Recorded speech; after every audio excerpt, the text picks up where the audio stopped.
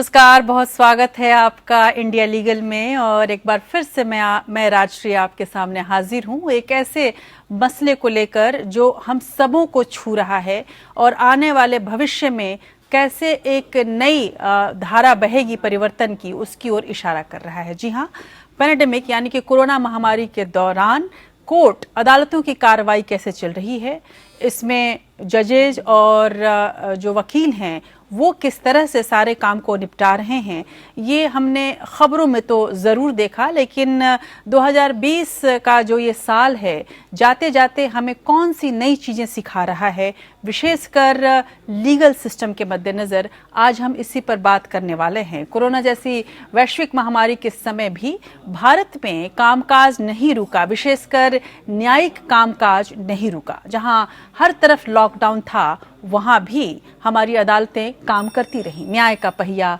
चलता रहा और लोगों को न्याय सुलभ होता रहा।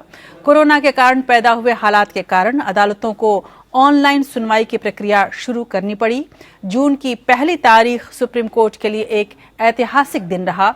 उस दिन पहली बार देश की सर्वोच्च अदालत की एक न्यायपीठ के सामने एक पूरी की पूरी कागज रहित सुनवाई हुई। इसके बाद ऑनलाइन सुनवाई हाई कोर्ट और निचली अदालतों में भी होने लगी। उच्च न्यायालयों और जिला अदालतों ने इस संकट के दौरान डिजिटल माध्यम के जरिए करीब 25 लाख सुनवाइयां की। सुप्रीम कोर्ट ने तो ऑनलाइन करीब 10,000 सुनवाइयां की। इस महामारी ने ऐसी कई चुनौतियां लेकिन पैदा की जिनके कानूनी समाधान की जरूरत थी। सुप्रीम कोर्ट ने हालात से निपटने के लिए सीमा अवधि या लिमिटेशन, अंतरिम आदेशों और बेल अवधि को बढ़ाया और सुप्रीम कोर्ट ने वीडियो कॉन्फ्रेंसिंग के माध्यम से अदालतों की सुनवाई आयोजित करने के लिए कई दिशा निर्देश दिए। तत्काल सुनवाई के लिए मानक तय किए गए और महामारी से पैदा हुई चुनौतियों का सामना करने के लिए ई फाइलिंग को अपनाया गया। अगर मध्यस्थता या आर्बिट्रेशन की बात करें तो आर्बिट्रेशन और मीडिएशन में ऑनलाइन व्यवस्था के कारण और ज्यादा तेजी आई। केसों में करीब 20 से 25% वृद्धि हुई है। यदि हम इस पूरे साल के आंकड़ों को देखें तो ये आंकड़े हमें न केवल आश्चर्यचकित करते हैं बल्कि भविष्य में बहुत कुछ बदलने वाला है इसका इशारा करते हैं। देश में वर्चुअल अदालतों को कोविड-19 को देखते हुए एक अस्थायी और आपातकालीन प्रक्रिया के रूप में अपनाया गया है, जिसमें वर्चुअल अदालतों ने अहम भूमिका निभाई है। इस दौरान वकीलों और जनता को कठिनाइयों का सामना करना पड़ा है, ये भी एक बड़ी सच्चाई है। जहां पर लोगों तक न्याय को मुहैया कराने की अदालत की कोशिश रही, वहीं पर एक सच ये भी है, तमाम हमने जब बार के मेंबर्स से और तमाम वकीलों की स्थिति को जानने समझने की कोशिश की तो एक सच्चाई ये भी सामने आई कि कई ऐसे वकील थे जिनके हाथ में काम भी नहीं था। अहम सुनवाई स्थगित हुई और पेंडेंसी बढ़ी। एक सच ये भी है, कोविड के हालातों के कारण वकीलों की कमाई पर जबरदस्त असर पड़ा। बार काउंसिल ऑफ इंडिया को भी इसके बारे में कदम उठाने पड़े और सुप्रीम कोर्ट से अपील करना पड़ा कि किसी तरह से कुछ अदालतों को शुरू किया जाए। और इस बात को माना भी सुप्रीम कोर्ट ने, सर्वोच्च अदालत ने, और उसके बाद कुछ बेंचों को बैठने की इजाजत मिली। लेकिन अब कुछ जज और वकील चाहते हैं कि महामारी के खत्म होने के बाद भी अदालतों की सामान्य कार्यवाही में वर्चुअल अदालतों को शामिल किया जाए, यानी कि दोनों को मिलाकर चला जाए। इसमें कोई शक नहीं कि जब बिल्कुल नाउमीदी के काले बादल छा रहे थे तो एक आशा की तरह, एक उम्मीद की किरण की तरह ये वर्चुअल अदालतें हमारे सामने आई हैं। और अब कुछ वकील और कहा जाए तो बड़े समूह में वकील और जजों का ये मानना है कि आने वाले समय में इसको जारी रखा जाए। हालांकि वर्चुअल अदालतों के इस नए चलन के मद्देनजर कई ढांचागत चुनौतियों का सामना करना पड़ेगा, इसमें कोई शक नहीं। जो पिछले 9 महीने से ज्यादा पिछले हमने देखा है और उस दौरान हमने देखा कि कई ऐसी चुनौतियां हैं जिस पर अभी बात करना जरूरी है। और आज हम उन्हीं चुनौतियों पर बात करेंगे और आने वाले भविष्य के इशारे को समझने की कोशिश करेंगे। कई जज और वकील तो ये मानते हैं कि इससे पहले कि भारतीय अदालतें डिजिटल दुनिया में पहुंच सकें, इन चुनौतियों का समाधान निकालना जरूरी है, ऐसा हम भी मानते हैं। आखिर वो चुनौतियां कौन सी हैं, आखिर ये समाधान कैसे निकाला जाए, अभी तक क्या हुआ और क्या होना बाकी है, इन सब चीजों पर बात करने के लिए आज का ये विशेष इंडिया लीगल आपके लिए, जिसमें हम 2020 यानी कि 2020 में कैसे पूरा लीगल सिस्टम काम करता रहा, कैसी चुनौतियों का सामना करता रहा, हम ये भी आपके सामने रखेंगे बेहद अहम पैनल के साथ। लेकिन उन चुनौतियों के मद्देनजर क्या कुछ फैक्ट्स, क्या कुछ सच्चाई हमारे सामने रही, आप इस रिपोर्ट में देखिए।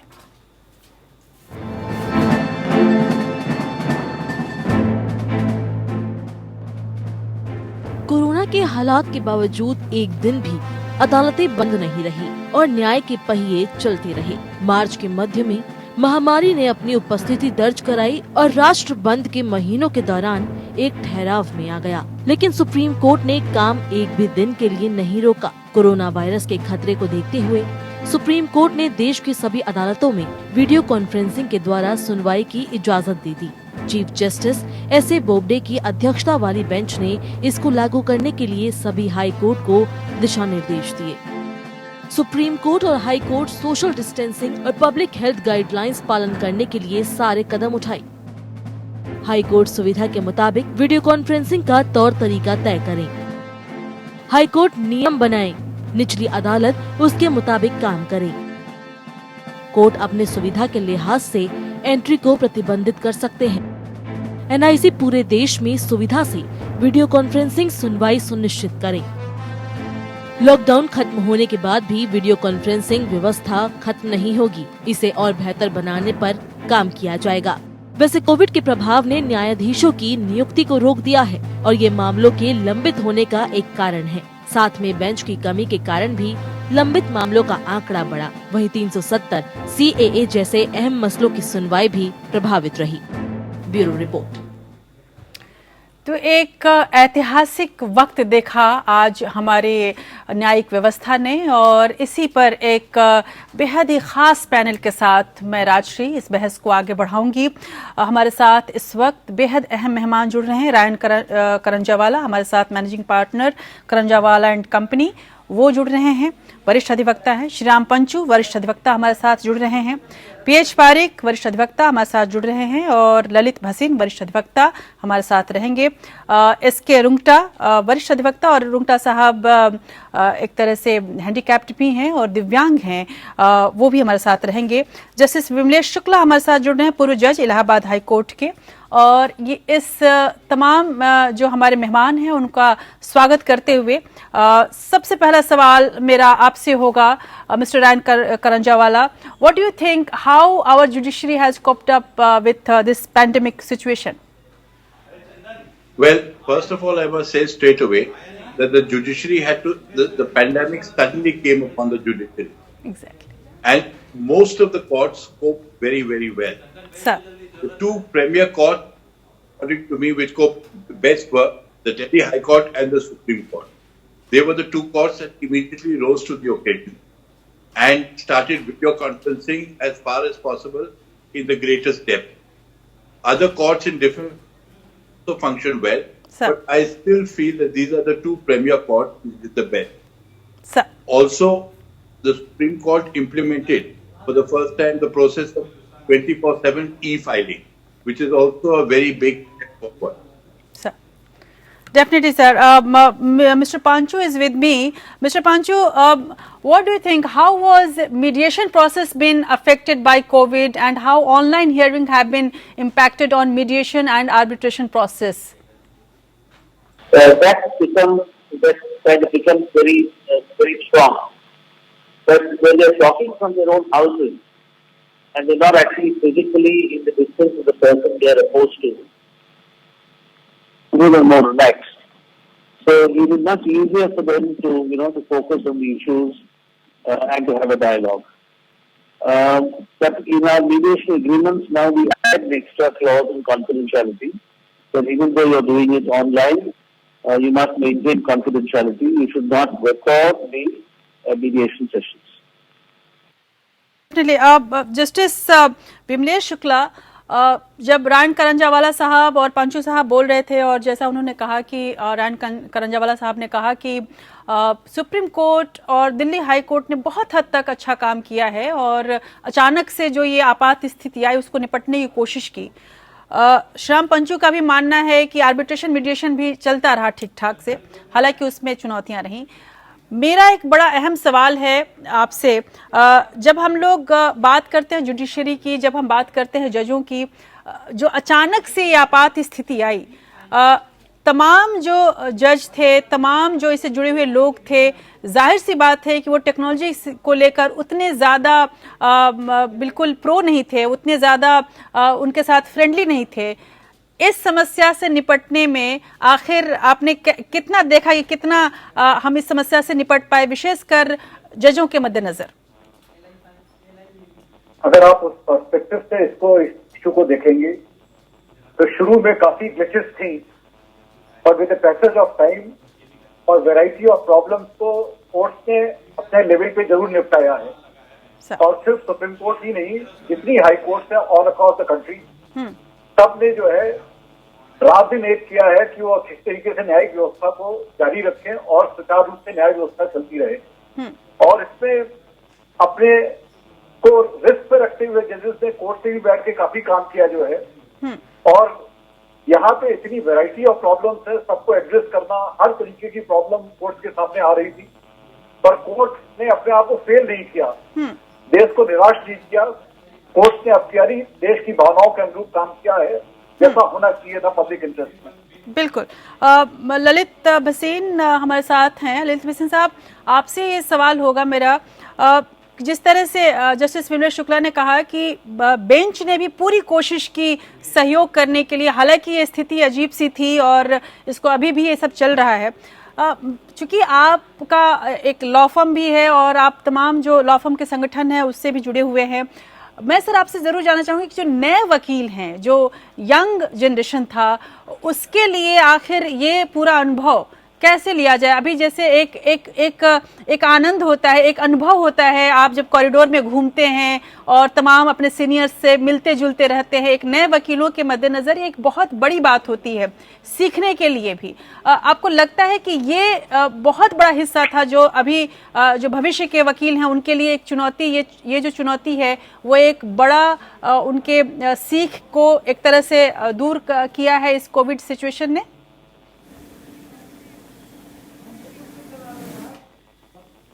है कि सारा हमारा एडमिनिस्ट्रेशन ऑफ जस्टिस ये टोटली बिल्कुल फेल हो गया था पेंडेमिक में। मेरे लर्नेड फ्रेंड जो अभी बोल रहे थे वो सुप्रीम कोर्ट की बात कर रहे थे, हाई कोर्ट की बात कर रहे थे। हमारे पास जो है 95% हमारी लॉयर्स जो हैं वो डिस्ट्रिक्ट कोर्ट में प्रैक्टिस करते हैं सारे हिंदुस्तान में। उनके लिए ऐसी फैसिलिटीज क्रिएट नहीं की गई हैं जो कि सुप्रीम कोर्ट में और हाई कोर्ट्स में ये की गई हैं।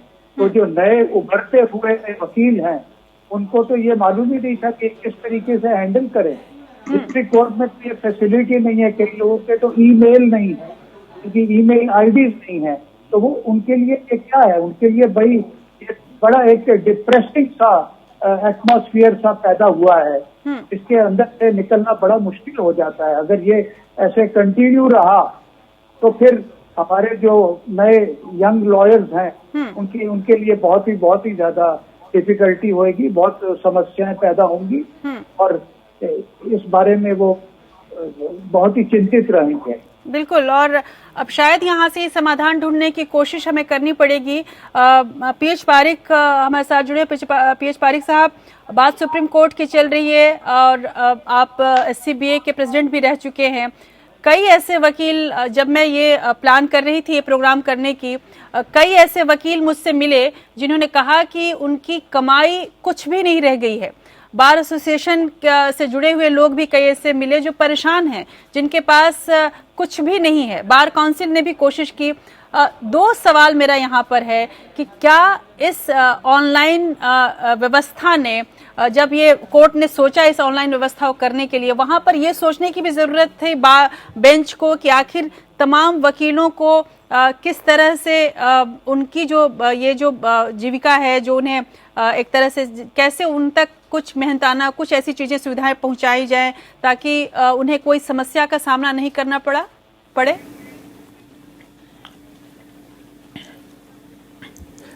देखिए, ये जो सडनली एक सारी प्रॉब्लम सडनली आ गया, किसी को मालूम नहीं था कि ऐसे होने वाला है। और जब कोविड हुआ उसके बाद भी क्या होगा कैसे होगा किसी को मालूम नहीं था। इसलिए सडनली जब प्रॉब्लम आ गया तो सुप्रीम कोर्ट ने पहले शुरू कर दिया और हाई कोर्ट ने कहा कि भाई हम आपको कोर्ट में तो नहीं आने देखेंगे क्योंकि कोर्ट में नहीं आ सकते थे, इतने लोग नहीं आ सकते हैं। इसलिए जो रूल्स भी थे वो भी था कि आप अपने घर से बात करो, जजेस अपने कोर्ट में भी आ सके या तो अपने घर में रहे और दूसरी साइड का वकील होगा वो अपने घर में बैठे बात करेंगे और बहस करेंगे। तो ये सडनली ये हुआ, इसीलिए काफी अच्छी तरह से जजेस ने किया है। लेकिन अभी मालूम नहीं अभी कहाँ तक ऐसी चीजें रहेगी। इसीलिए बहुत जरूरी है कि जजेस को और ऑल जजेस को मिलना चाहिए, ऑल जजेस को काम करना चाहिए। ऐसा नहीं कि 32 जजेस में से 20 काम करेंगे, 15 काम करेंगे। ईच एंड एवरी जज और पूरे दिन काम करना चाहिए क्योंकि वो अपने घर में बैठ के करें और वकील आए ताकि जो केसेस है उसको डिस्पोज करना चाहिए। आजकल तो क्या है जो अर्जेंट मैटर्स है उसी को लेते हैं, लेकिन नॉर्मल मैटर को भी लेना चाहिए। और जैसे कोर्ट 10:30 to 1 होता है और 2 to 4 इसी तरह से जजेस भी काम करे, लॉयर्स भी काम करे, क्योंकि हमारा जो मेन प्रॉब्लम है वो लिटिगेंट्स का है। लिटिगेंट्स को कई सालों से कोई जेल में है, उनको बेल चाहिए तो उनको बेल नहीं मिलेगा, किसी को इविक्शन करना है, घर में से खाली करना है। तो ये हर एक चीज के लिए फुल ना हमको अभी मालूम नहीं है कितने महीने कितने साल भी चलेगा ये, इसलिए फुल स्टैंड में हर एक जजेस काम करे, हर एक वकील काम करे। Here only I would like to ask this question to Ryan Karanjawala. Do you think, sir, that limitation period of cases, time period of bail order have been relaxed, as you know? Do you think that how it has helped in the system and it has helped the system? See, limitation period, time period being relaxed definitely helps the system. But what both Mr. Parekh and Lalit Bhasin rightly pointed out, that frankly the court do need to function in far greater depth and far greater width. Because at the moment what you're seeing is only a very limited amount of court functioning. Because as Praveen Bhai rightly pointed out, all that we are seeing is that the urgent matters get listed. Now, I do feel that in the coming year, by the end of January, I certainly think that most of the court will start functioning more and more in a normal way. In the Bombay High Court and one other High Court have already started functioning in a non-virtual way. I think the Supreme Court also, as the vaccine becomes more and more prevalent, I think the Supreme Court will also start functioning and things will come back to a normal. There is absolutely no doubt that all us lawyers have, in the last 9 months, been seen our practice drop. The practice has been much less than it normally was because after all, a litigating firm will not have work if the courts don't work and if the courts don't function at full strength. What I do feel is that to the real way of functioning, the better. But at the same time, going ahead, I feel that some aspects of the virtual system can be allowed to continue and there can be a dual system. For example, the Supreme Court is a court of many geographies. Many different high courts come towards the Supreme cases come to the Supreme Court. Sir. Maybe once every 10 days, they can have one day of only virtual hearing. So that then people can access the Supreme Court even from outside the state directly. These are all things that these are works in progress. These are all things that we will have to think of and as we go forward.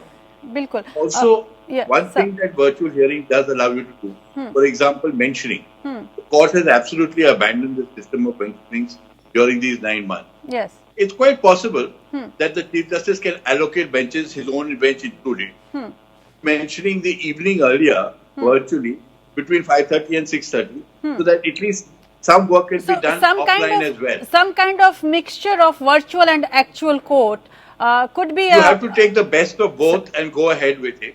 But both Praveen Bhai and Lalit were absolutely right when they said that frankly the courts and the lawyers have suffered And the sooner things come back to more the But normal, on the lighter better. side, sir, I would ask any effect on your income?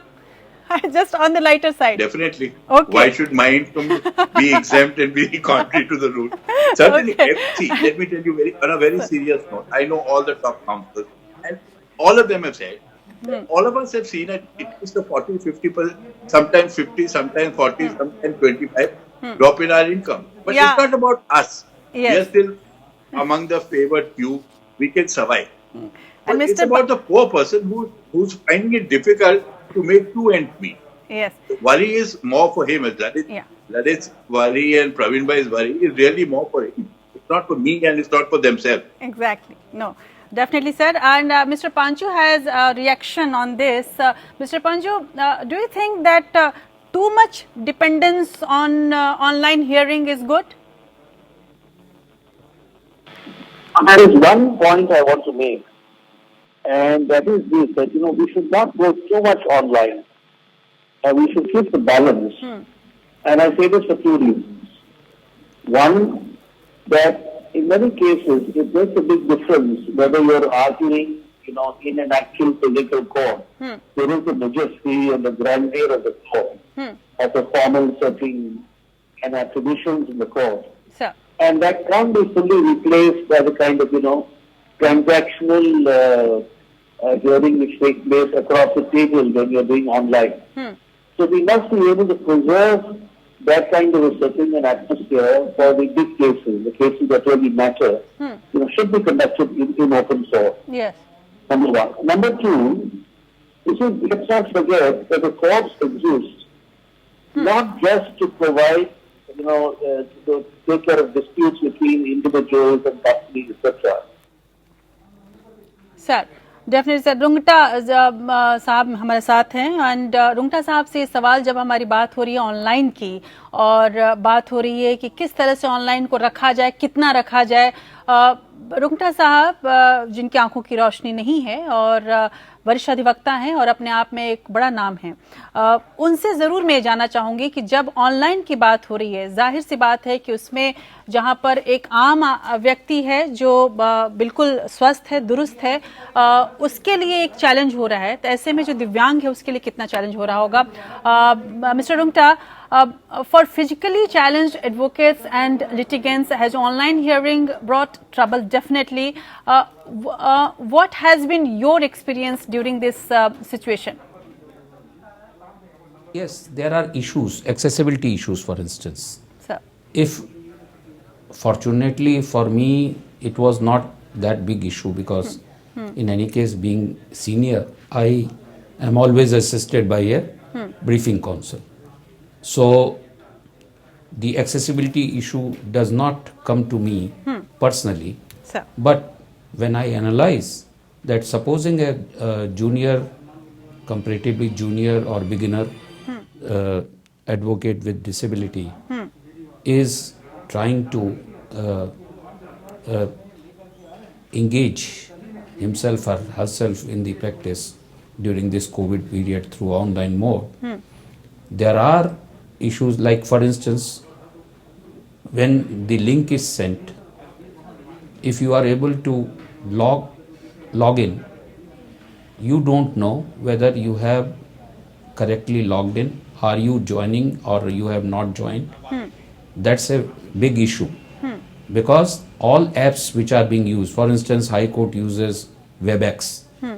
WebEx does not have accessibility features to make it accessible to persons with visual impairment specifically. So he has or she has to depend on the assistance of others.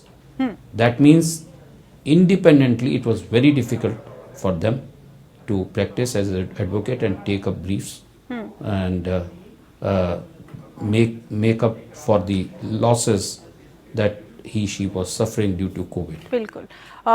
एक बड़ा सवाल है ये, जैसा कि हमने देखा कि इसके अलग अलग इस दौरान जो भी जुडिशियल सिस्टम को हमने देखा बदलते हुए, इसमें अलग अलग एस्पेक्ट्स रहे, अलग अलग चुनौतियां रहीं और अब जैसा कि हमारे पैनल सुझा रहे हैं लगातार कि इसमें क्या कुछ नया करने की ज़रूरत है, कहाँ कहाँ सुधार करने की ज़रूरत है. इसके अलावा भी कुछ ऐसे अभी भी पॉइंट्स हैं, कुछ ऐसे बिंदु हैं जिसको ज़्यादा विस्तार से समझने की ज़रूरत है और उस पर काम करने की कहीं ना कहीं ज़्यादा ज़रूरत है। बार और बेंच दोनों की तरफ से वो बिंदु कौन से हैं, वो मसले कौन से हैं, ये एक छोटे से ब्रेक के बाद आपके सामने रखेंगे और तमाम मेहमानों से उन बिंदुओं को और ज़्यादा समझने की कोशिश करेंगे। बने रहिए हमारे साथ। और आप देख रहे हैं इंडिया लीगल, मैं हूं राजश्री आपके साथ। और इस इंडिया लीगल में हम चर्चा कर रहे हैं कि कोरोना काल के दौरान अदालतें कैसे चलती रहीं, बार एंड बेंच के बीच क्या संबंध रहा और बार एंड बेंच के इस रिश्ते का असर आम आदमी पर क्या पड़ा, साथ ही जो डिजिटलाइजेशन हुआ है जुडिशरी में उसका कितना असर हमें देखने को मिलेगा और आने वाले भविष्य में इससे क्या उम्मीद जग रही है। इसके अलावा इस दौरान किस तरह की समस्याएं रहीं, तमाम समस्याओं को भी हमने छूने की कोशिश की है। हमारे साथ बेहद अहम पैनल जुड़ा हुआ है। रायन करंजावाला हमारे साथ जुड़े हुए हैं, managing partner Karanjawala and company के। हमारे साथ श्रीराम पंचू साहब जुड़े हुए हैं, हमारे साथ जस्टिस विमलेश शुक्ला जुड़े हुए हैं, हमारे साथ ललित भसीन साहब जुड़े हुए हैं, हमारे साथ जुड़े हुए हैं साथ ही पीएच पारिक साहब। और इन तमाम मेहमानों से आज हम जानने की कोशिश कर रहे हैं कि किस तरह की जो परिवर्तन है अभी तक हमने देखा है और आने वाले भविष्य में किस तरह के इशारे इससे मिल रहे हैं। जस्टिस विमलेश शुक्ला, आपके पास आना चाहूँगी। और जब हमने देखा जब ये कोविड का सिचुएशन आया और जिस तरह से आनन फानन में तमाम चीज़ें शुरू करनी पड़ी अदालतों को, इस दौरान 370 का मामला, सीए जैसे अहम मामले एकदम ठंडे बस्ते में चले गए। आपको ऐसा नहीं लगता कि it's a negative impact on the judicial system? देखिए, ये जो सोच आपकी है ये बिल्कुल सही है अपनी जगह, और इसका बहुत क्रिटिसिज्म भी है जुडिशरी का कि आपने इसको प्रायोरिटी बेसिस पे नहीं लिया। सर, मेरे विचार में ये सारे मैटर्स प्रायोरिटी वाले मैटर्स थे, इसको बेंच को जरूर लेना चाहिए था प्रायोरिटी बेसिस पे। डायरेक्ट ऑफ दी क्या रिजल्ट होगा, ये जो लिटिगेंट है उसके फेवर में जाएगा या स्टेट के फेवर में जाएगा, पर इसको तय जरूर करना चाहिए था।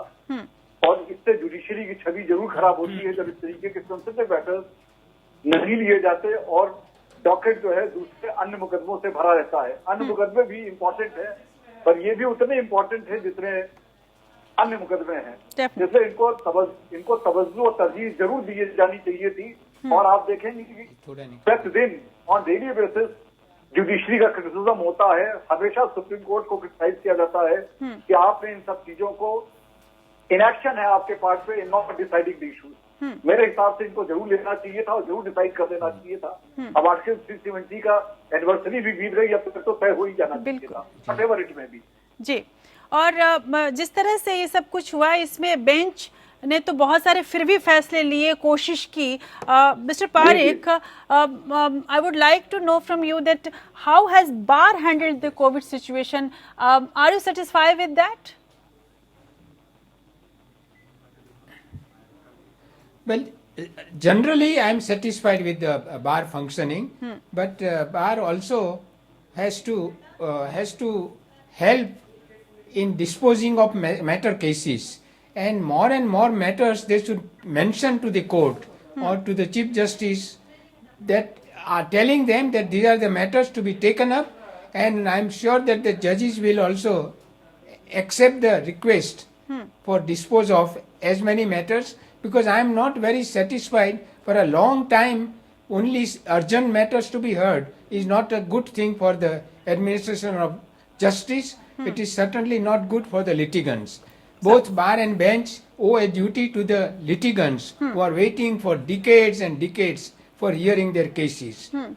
And we cannot afford to say that I'll take up only the urgent matters. Every matter is urgent for the litigant, because he is waiting, especially in Supreme Court, High Courts, and therefore they must hear and decide the cases. As I said, all judges all the time must keep on working, and that is the only way we can tell the litigants that yes, we are working for you. Exactly. Shriram Panchu has some comment on this. Mr. Shriram Panchu, has access to justice been promoted during COVID times? Do you think so?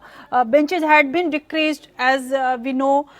Hearings are being done online, as we have seen. So, has the litigant been affected? As Mr. Parikh is saying, as Justice Bimlesh Shukla is putting a point. You see, one thing is, it has narrowed down the geographical distance. And that's a very good thing. See, but what is happening now is, a district court lawyers can now appear in the High Court. The High Court lawyers can appear in the Supreme Court. So the fact that, the Supreme Court is in Delhi, far away from so many places in the country, causing more, expense to litigants, and only some lawyers based in Delhi could appear there. That has been now negative because people can appear from anywhere in the country in the Supreme Court or in the High Court. So that's going to make, I think, a huge difference in terms of justice delivery. And secondly, as we get used to online functioning, filing becomes easier, access to the court becomes easier. So those things will have, I think, a beneficial impact on the administration justice. Sir, Mr. Ryan Karanjawala, here is a point. If access to justice is so easy through the online, but on the same time, we have seen negative aspects of online hearing has also come to light, with especially with advocates not following the proper court decorum while participating in hearing. What will be your comment? I have many visuals that when the advocates are doing online hearing while they are driving, or they are putting the makeup, or while they are listening to music, and on the same time they are doing the online hearing. Do you think that it has hampered the decorum of the court? Obviously, I mean, whether you appear online or whether you appear in person, you have to observe the correct decorum. That doesn't change just because you're appearing online.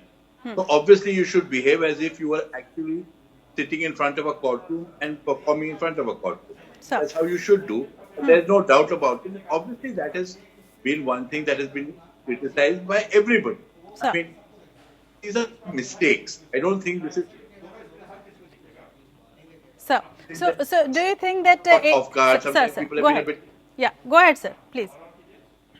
So people think that, so these are mistakes, they will be corrected. This is not the real problem of online. The real problem of online is that it has not had the reach that people would want it to have in normal times. Going forward, that was my point originally, going forward, we will have to devise a system by which, while we go back to the old norm, in the next normal, we also keep some of the good aspects of online advocacy. As Panchu Shriram rightly pointed out, the advantage of online is that now in the state, the district lawyers are able to appear directly before the High Court. Sir. People who are based in the in different high courts can appear directly in the Supreme Court. Some advantage of this should be taken, and this will help in integrating the courts together. Now, but equally, let me say, having spoken to all the senior counsels who've been appearing before the court, everyone prefers the real way of arguing because it's much easier. First of all connections, all online connections are not uniform. They're not always clear. People's voices break. So these are obviously there are constraints when you argue online, and you must accept that online is a system which has been devised to meet a certain problem, to meet a pandemic. This is not the all-time norm. So we will go back to normal hearing, and the sooner they do, the better. Exactly. Having said that, there's one thing that all of us firm. Praveen Bhai used to be my senior. I started my career in his office. Praveen Bhai's son now runs a very big firm. Then Lalit Bhasin is a very clever colleague, and he runs with his wife Neena Gupta, another very big firm. I have a small firm of my own.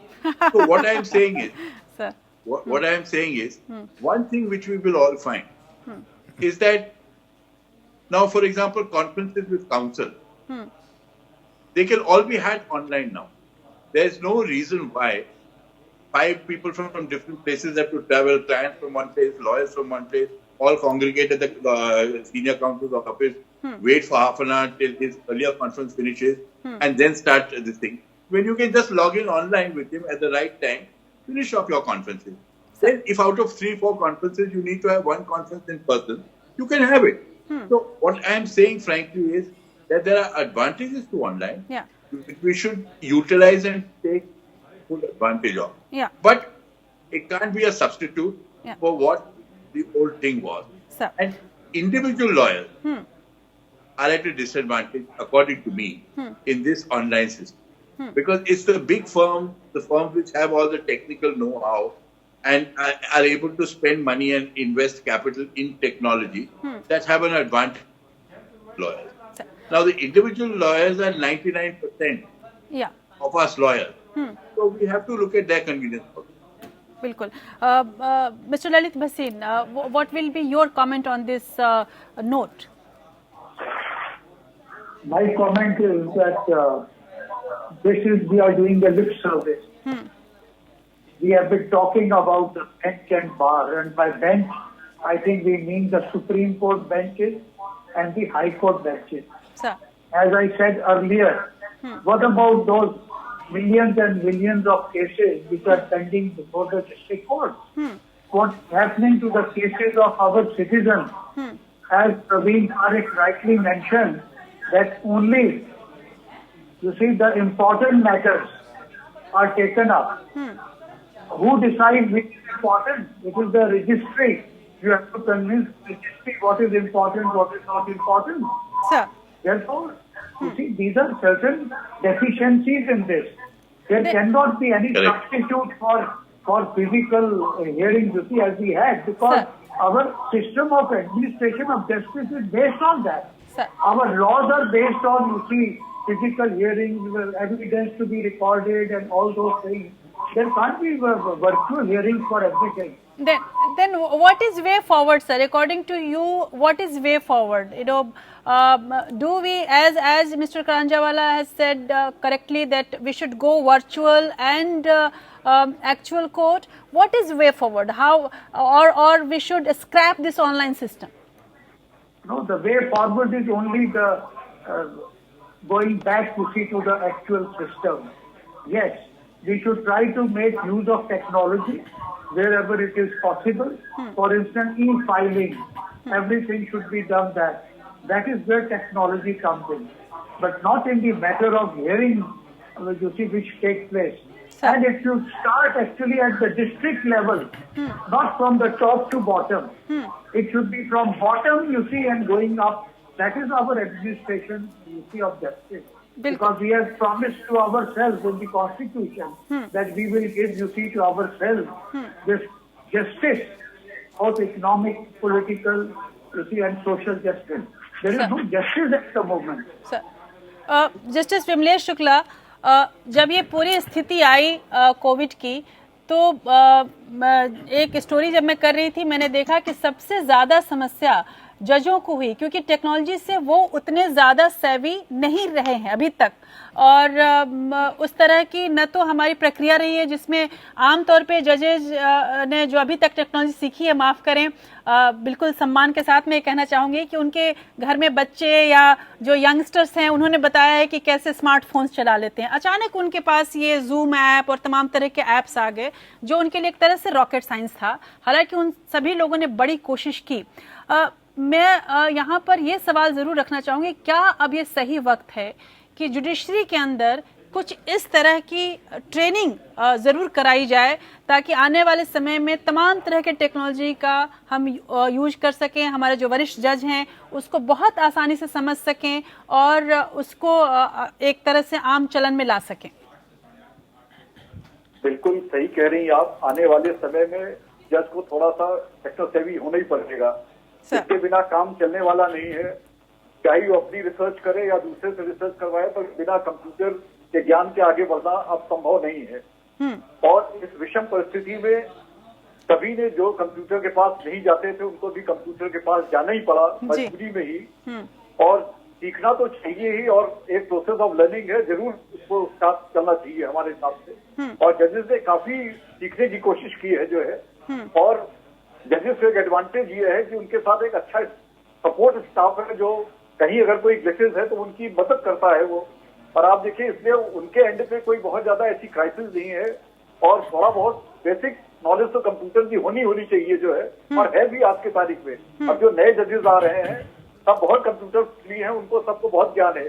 जो थोड़ा senior level पे है उनको हो सकता है वो उतने कंप्यूटर फ्रेंडली ना हो, बट अदरवाइज जो नए जजेस आ रहे हैं सब कंप्यूटर फ्रेंडली हैं। इधर आना जी।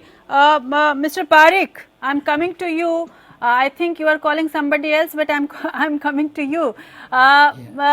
Mr. Parekh, do you think that ये सही वक्त है जब बार के अंदर भी यही जो समस्या जजेस को हो रही है वही समस्या कई वकीलों को हुई, वरिष्ठ वकीलों को हुई, सीनियर एडवोकेट्स को हुई, उसके साथ साथ कई जूनियर वकील ऐसे थे जिनके पास तो सिस्टम ही नहीं था, जैसा कि भसीन साहब ने भी बताया, करंजावाला भी जिस बात को उठा रहे हैं, सिस्टम ही नहीं था। अब बार जितने भी बार हैं भारत के, उनको एक प्रोएक्टिव एक तरह से होना पड़ेगा और इन वकीलों की मदद के लिए आगे आना पड़ेगा और कुछ इस तरह की ट्रेनिंग सेशंस करवाने पड़ेंगे ताकि आने वाले समय में ऑनलाइन सिस्टम को बिल्कुल अपनाया जा सके।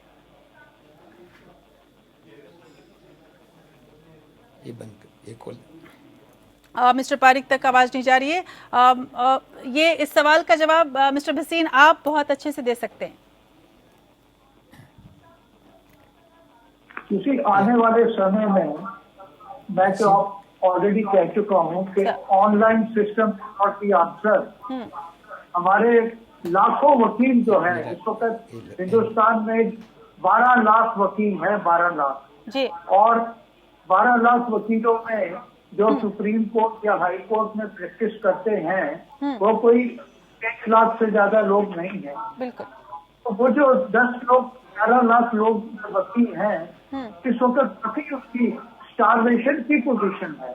ये ऑनलाइन का जो हुआ है ये बजाय नीचे शुरू होने से ऊपर से शुरू हुआ, तो इससे बहुत जबरदस्त हमारी इमर्जिंग लॉयर्स को, जो यंग लॉयर्स हैं और हमारे जजेस भी जो है टेक्नोलॉजी के सावी नहीं है, they are not at all familiar. You see, अब हम अपियर होते हैं सुप्रीम कोर्ट में भी, हाई कोर्ट में भी, तो कहते हैं कि अच्छा ये जजमेंट है, इसका आप हमको स्क्रीन पे दिखाइए।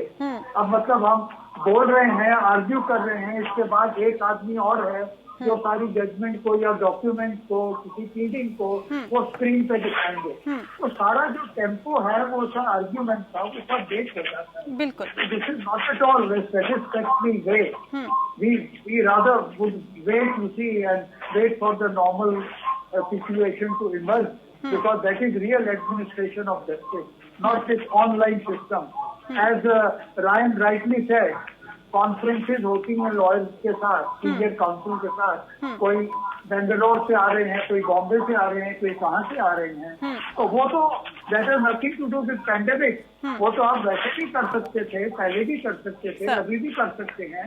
We are talking about the hearing, जो हियरिंग्स होती हैं कोर्ट में।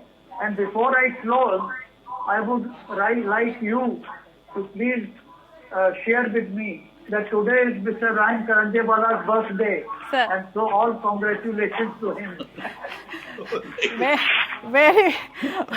Very happy birthday to you, Mr. Ryan Karanjewala. Thank you. And from your senior also, Mr. Parekh is also wishing you a very happy birthday, Mr. Karanjewala. And I'm really honored that you are sharing dais with me. See, I'm very fortunate. I'm very fortunate that on this panel are 3 very close friends of mine. Sriram Pancho was with me in Government Law College. Oh, Praveen wow. Bhai was my senior. And Lalit Bhasin has been an old friend and an old colleague. And his wife and his sister-in-law have also been very old friends and old colleagues of ours. So one good thing that we all share is that we all share a camaraderie. It's so special to our profession. Sir, count me also, sir, as your admirer. Sir, so Mr. Pancho wants to just give a comment on this. They were both in my chamber. Oh, wow. Then it's a family court. Mostly a family court. So, Mr. Panchu wants to give a comment on this. So, Mr. Panchu, has online hearing come? What do you think, that online hearing come to stay, or will it become a permanent feature in judiciary? I don't think there's any doubt about that. Online hearings have come to stay.